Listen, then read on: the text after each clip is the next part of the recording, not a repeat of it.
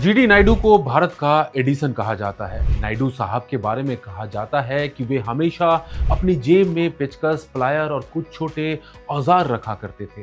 वे किसी भी नई मशीन या गैजेट को देखते ही उसे खोलकर समझने की कोशिश करने लग जाते थे, चाहे वो किसी के पास हो या कहीं प्रदर्शनी में ही क्यों न रखी हो। वो एक ऐसे जीनियस, बिजनेसमैन और विजनरी थे जिन्होंने अपनी मेहनत और इनोवेशन से भारत के इंडस्ट्रियल लैंडस्केप को बदल कर रख दिया। जीडी नायडू एक बार फिर से सुर्खियों में है। वजह है उन पर आधारित उनकी बायोपिक फिल्म GDN। मार्केट में इसका ऑफिशियल ट्रेलर भी रिलीज हो चुका है। आर माधवन लीड रोल में है। ऐसे में लोगों के मन में सवाल उठ रहे हैं कि असल में जीडी नायडू कौन थे।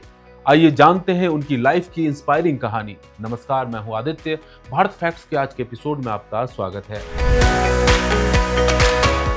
गोपाल स्वामी दोरेस्वामी नायडू यानी जीडी नायडू, इनका जन्म 1893 में तमिलनाडु के कोयम्बटूर के एक साधारण किसान परिवार में हुआ था। उनकी लाइफ इस बात का सबसे बड़ा सबूत है कि अगर आप में कुछ सीखने की आग हो तो हालात चाहे कितना भी टफ क्यों न हो, आप इतिहास रच सकते हैं। नायडू साहब बचपन से ही थोड़े अलग थे। उन्हें किताबों में रटी रटाई थ्योरी पढ़ने में ज्यादा मशीनों को खोलकर देखने में मजा आता था। जब बाकी बच्चे खेल रहे होते थे तब वे अपने पिता के खेतों में काम करते हुए वहां इस्तेमाल होने वाली मशीनों की वर्किंग को ऑब्जर्व करते थे।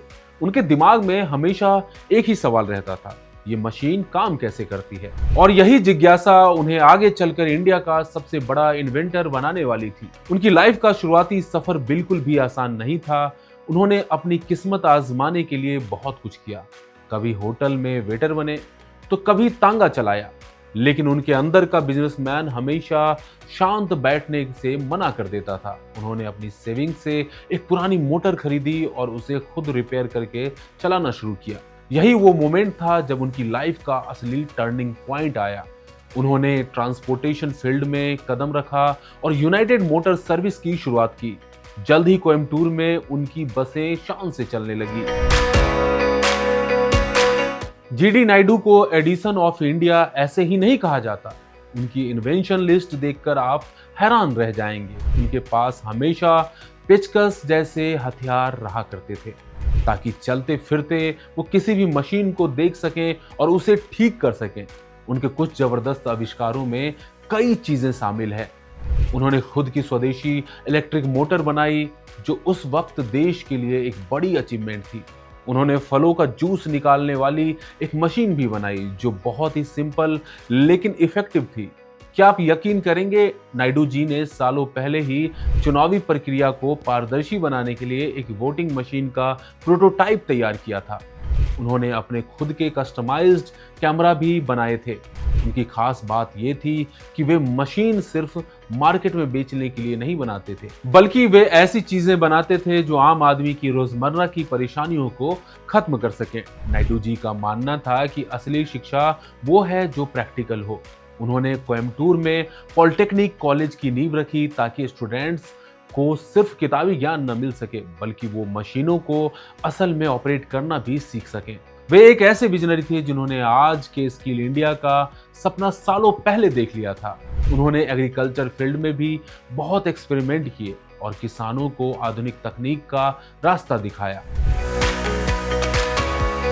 जीडी नायडू की सबसे बड़ी खूबी ये थी कि वे कभी भी डिग्री के पीछे नहीं भागे। उन्होंने अपने अनुभव को ही अपना सबसे बड़ा गुरु माना। उन्होंने हमेशा लोगों को सिखाया कि अगर आप किसी मशीन को समझ सकते हैं तो आप उससे बेहतर मशीन भी बना सकते हैं। साथियों, आज कोयम्बटूर को जो दक्षिण भारत का मैनचेस्टर कहा जाता है, उसकी नींव में भी जीडी नायडू का खून पसीना शामिल है। उन्होंने न सिर्फ बड़े बड़े उद्योग खड़े किए बल्कि हजारों लोगों को रोजगार भी दिया। जीडी नायडू की कहानी हमें यह सिखाती है कि महानता बड़े घरों में पैदा होने से नहीं आती, बल्कि अपनी मेहनत और अपने आइडियाज पर भरोसा रखने से आती है। वे आज भी हर उस भारतीय के लिए रोल मॉडल हैं जो कुछ नया करने का सपना देख रहा है। अगर एडिसन ने बल्ब जलाकर दुनिया को रोशन किया तो जीडी नायडू ने अपनी बुद्धिमानी से भारतीय इंडस्ट्री की नींव को रोशन किया। उनकी कहानी आज भी हमें मोटिवेट करती है कि सीखना कभी बंद न करें। तो साथियों, जीडी नायडू के ऊपर ये थी हमारी खास पेशकश। इस पर आप अपनी राय कमेंट करके जरूर बताएं। बने रहिए इंडिया.com के साथ। शुक्रिया।